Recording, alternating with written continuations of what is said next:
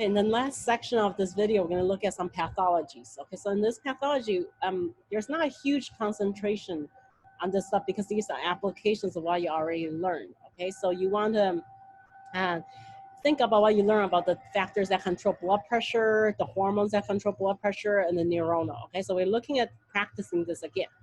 Okay, so blood pressure is very important medicine. We want to control it because too high of a blood pressure is going to cause a lot of damage, which can lead to lots of problems like heart attack, stroke, renal failure, blindness, all those issues.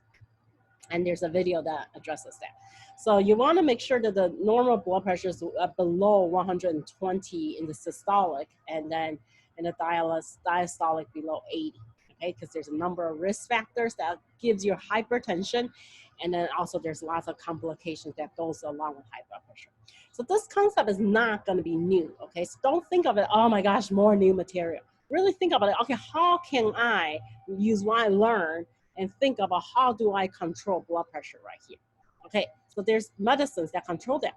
So I'm just going to run through this really quickly as you can work through this on your own. So remember, we want to think of a sympathetic norepinephrine. So there is a beta blocker.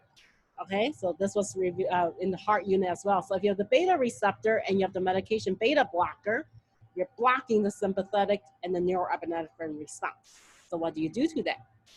Okay, that's going to be on the practice quiz. So if you block calcium channel, calcium is essential for the action potential of SA node and AV node and for muscles to contract. Okay, so if you block sodium channel from influxing, block the door so that sodium cannot come in as much, decrease the amount that comes in, what is the effect on the action potential of the SA-AV node, and what is the effect on the myocardium's contraction? Okay, so study that as well. How about angiotensin? Okay, that pathway is important because there's a lot of medication that goes with angiotensin. So think about the production of the hormone angiotensin. Angiotensin normally take the vessel and go from vasodilation to vasoconstriction. Okay, so if you stop the amount of angiotensin produced using an ACE inhibitor, decrease angiotensin hormone levels.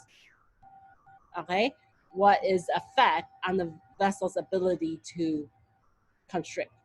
You can also use the angiotensin receptor blocker. Same thing, if you block the receptor and not allow angiotensin to have its response, what is the effect? Okay, so think about both drugs is going to inhibit the ability for the vessels to constrict. So what is the effect on overall blood pressure? The last medication is a diuretic that deals with blood volume. Diuretic is urine output. You increase urine. So how do you increase urine?